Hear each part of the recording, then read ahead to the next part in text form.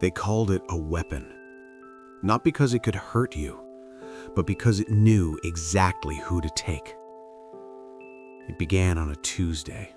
Not during a storm, not during a blackout, not during anything that would later make sense. Just a normal night in a town that had never made the news. The kind of town where the loudest sound after midnight is the refrigerator humming, where porch lights stay on for no reason, where people fall asleep believing morning is guaranteed. At exactly 2:17 a.m., every child in the eastern half of the town sat up in bed. Not all at once in a dramatic way. No thunder, no scream, just the soft, synchronized sound of mattress springs shifting. Parents dreamed on. Pets didn't bark. Even the wind seemed to pause. And then the children stood. They didn't rub their eyes, didn't yawn, didn't look confused. They moved with the calm precision of people who had been waiting for a signal. Small hands reached for bedroom doors. Bare feet touched cold floors. Hallways filled with quiet, orderly footsteps. One by one, they left their houses. Front doors opened without a creak. Screen doors didn't snap. Deadbolts slid back as if already unlocked. Security cameras later showed something that made the footage feel wrong to watch. The children never looked back. They walked into the street in pajamas and socks, faces slack, eyes open but unfocused, like they were watching something no camera could see. At 2:19 a.m., a single car drove past the elementary school and slowed. The driver, a nurse coming off a late shift, would later say she thought it was a sleepwalking episode. Dozens of kids wandering. She rolled down her window and called out. None of them reacted. They weren't wandering. They were heading somewhere, all in the same direction, toward the old drainage corridor that cut through the woods at the edge of town, the place parents warned their kids to stay away from because of sinkholes and sudden drop-offs and the way sound behaved strangely down there. By 2:24 a.m., the last child crossed the street. By 2:24, the road was empty again, and the town went on sleeping. Morning arrived like it always did. Coffee brewed, alarms rang, school buses hissed to life. It was the absence that was noticed first. Empty beds, open bedroom doors, backpacks still by the wall. A mother named Clara stood in her son's room and felt something cold crawl up her spine when she saw his blanket neatly folded at the foot of the bed as if he'd made it before leaving. A father found muddy footprints leading from the hallway to the front door, all the same small size, all pointed outward. At the elementary school, teachers waited for students who never came. Phones rang, voicemails filled, panic spread in widening circles. By noon, the town knew the number: 27 children, gone in a single night.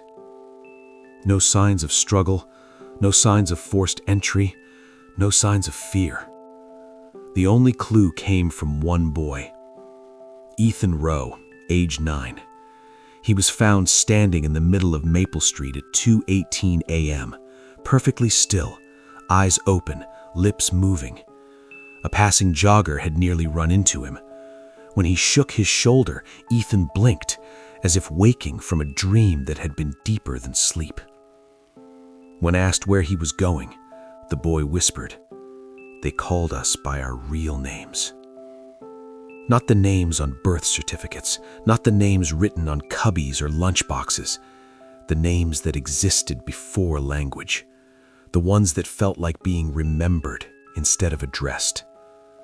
Ethan couldn't explain how he knew the difference, only that when the voice spoke, it didn't sound like it came from outside. It sounded like it came from underneath everything. And it was counting. That night, Every clock in the eastern half of town stopped at 2:17 a.m. again. Not broken, paused, as if time itself was listening, and somewhere beneath the streets, something ancient had awakened and discovered it was hungry. The next night, the town waited. No one knew what it was yet. No one even had a name for it. Clara stayed awake, her son's empty bed staring back at her. Ethan stayed close, fidgeting with the blanket he hadn't slept under. "They'll come back," people whispered, but Ethan shook his head. They don't need to come back," he said, eyes wide and unblinking. "They only need to take what belongs to them." At first, no one understood, but soon patterns emerged. The children who hadn't left their homes, like Ethan, began to speak of things adults couldn't comprehend. A voice that spoke beneath the floorboards, calling names that weren't spoken aloud. A rhythm in the walls, like someone counting slowly, deliberately, measuring their time. A place in the woods that didn't exist, yet appeared in every drawing the children made. Mrs. Lang, the school librarian, noticed something even stranger. All the children were drawing the same thing, a network of tunnels beneath the town, twisting like roots, lined with tiny, unlit windows. Each window had a small name carved above it. No child had ever been to these tunnels. No map showed them, but every drawing was identical. The town's clocks did strange things too. At exactly 2:17 a.m. every night, the hands froze. It didn't matter how many clocks there were or how often they were replaced. Time itself seemed to pause in the eastern half of the town. Ethan described it like this: "It waits there, in the pause, and it listens. You can hear it breathing if you stop moving. If you try not to hear it, it will stop anyway. It's patient." Adults tried to dismiss it as imagination, sleepwalking, or trauma, but the unease settled like dust. Even the animals, dogs, cats, birds, behaved differently. They avoided the streets where the children had walked. One night, Clara followed Ethan when he sleepily wandered toward the woods. He stopped at the edge of the drainage corridor, staring at the shadows between the trees. Clara called out, voice shaking. He turned slowly. "They're waiting," he whispered. "Waiting for the ones who almost went." A sound rose from the corridor. Not wind, not water, not a branch snapping. Something deep and slow, like air being pushed through stone. Clara swore she heard the names of the missing children whispered through the ground. And for the first time, the town understood. This wasn't random. It was intentional. The children hadn't wandered. They had been called. And the ones who resisted weren't safe. They were being measured, remembered, marked. By the end of the week, the town had changed. Phones rang with static. Streetlights flickered in impossible patterns.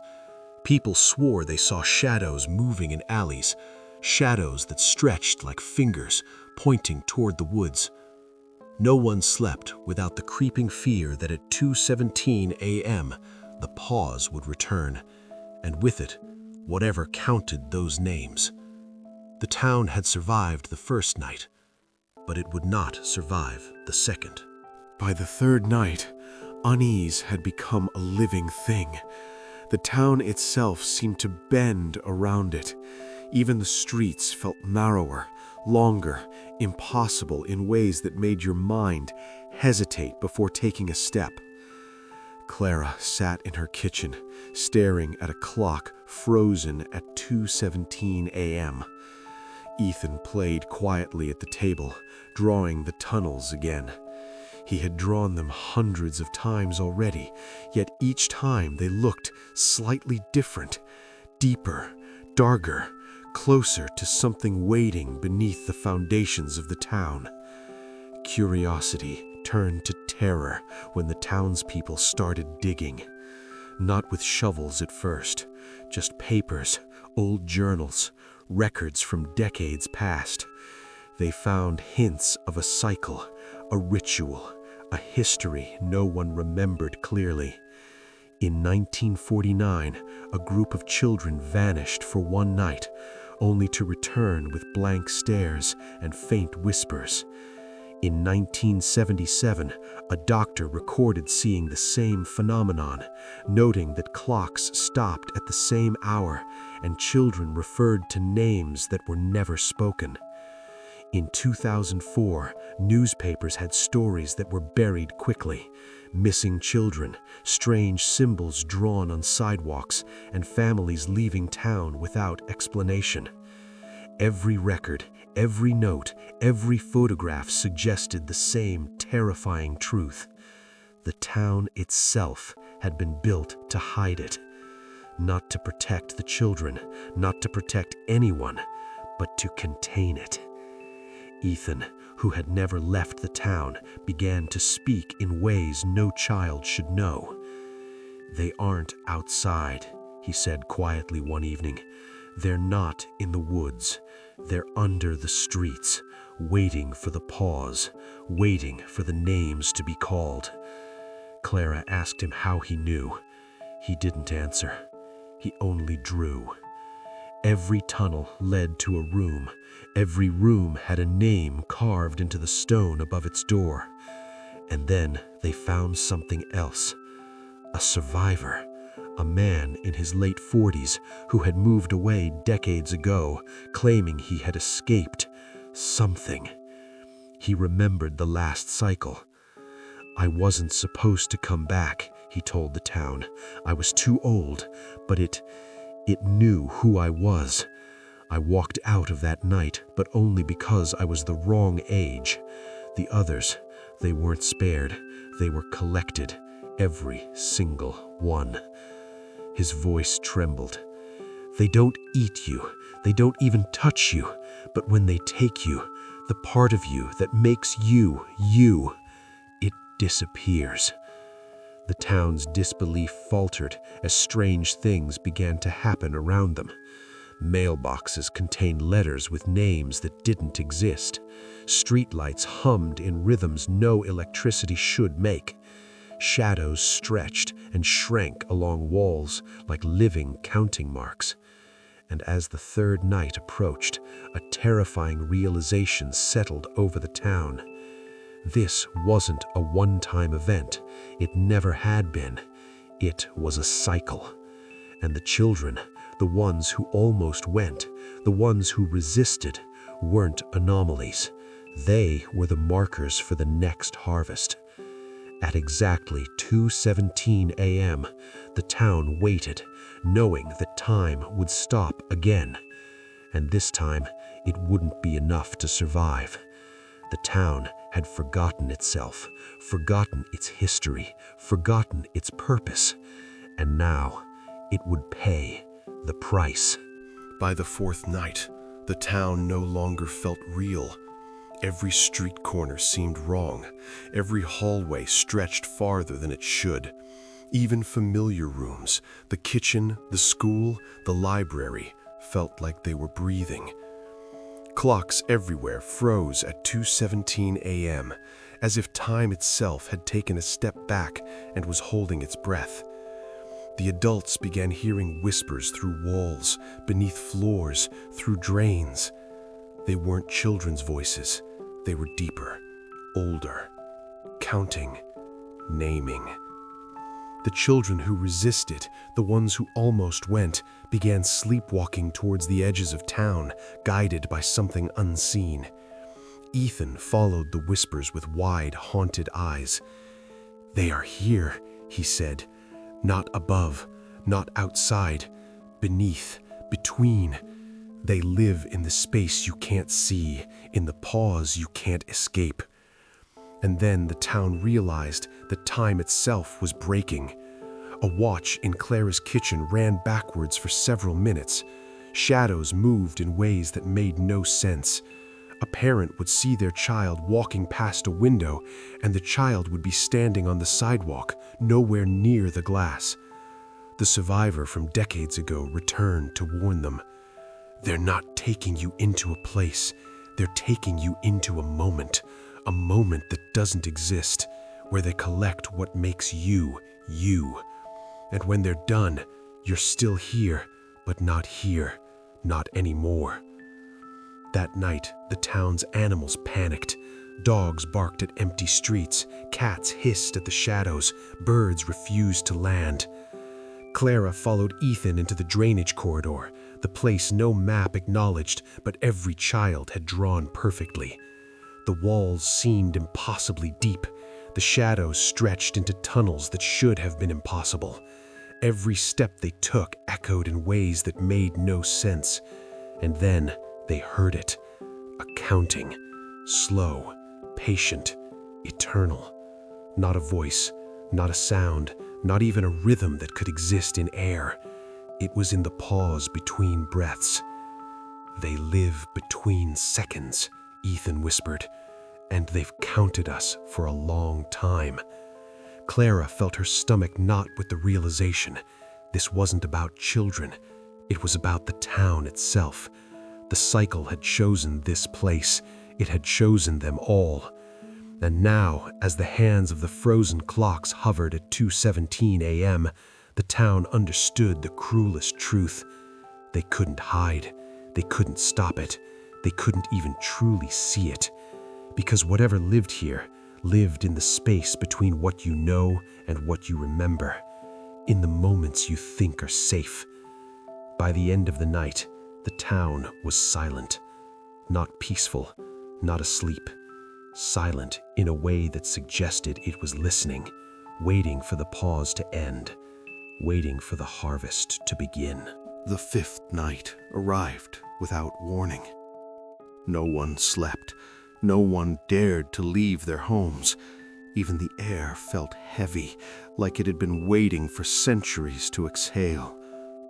Clara clutched Ethan's hand, standing at the edge of the drainage corridor. The shadows that had once seemed distant now pressed against her vision, impossibly close. The counting was louder, not in numbers, not in words, but in a rhythm that seemed to echo in her bones. "They're here," Ethan whispered, "not to take, to remember, to name, and to erase what isn't theirs." The children who had been taken before, they weren't gone, not entirely. They existed in the pause between heartbeats, in the space between seconds, in the hollow places beneath the streets.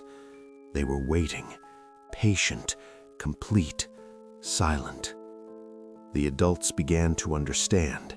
The entity did not need bodies. It needed identity, the essence of being. It drew children into its infinite corridor, not to harm, not to destroy, but to fold them into time itself, to make them part of something eternal, incomprehensible, and absolute. Clara watched as shadows coalesced into forms, faces, children's faces, blank, expressionless, glowing faintly like embers in smoke. "They'll choose tonight," Ethan said. "The ones who almost went, the ones who resisted, they will decide if the cycle continues." And then it moved. Not like a creature, not like air or wind. It moved like inevitability itself. A slow, patient presence that filled every corridor, every room, every corner of the town, pressing into every thought and memory. Clara realized the truth. There was no escape.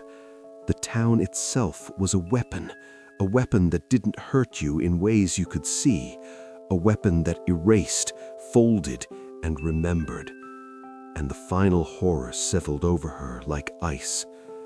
The ones who were spared were not spared. They were merely delayed. Ethan began to hum softly, a lullaby that made her stomach twist. She recognized it vaguely, a song sung for generations, a song the town had sung to contain the entity, never realizing it was a warning. The shadows pressed closer. Names were whispered, some known, some forgotten, some unborn. And Clara understood. Every name mattered. Every name was counted. Every name was fuel. The last thing she felt was the pause. Not fear, not pain, but a hollow, perfect stillness. And then, just before dawn, the children returned, not laughing, not crying, just standing in their beds, blankets folded neatly, backpacks by the walls. Everything seemed normal. Everything seemed safe. But the lullaby still echoed in the air. The town had survived. The clocks ticked again. Time moved. And yet, everyone who had watched knew the truth. The weapon is patient.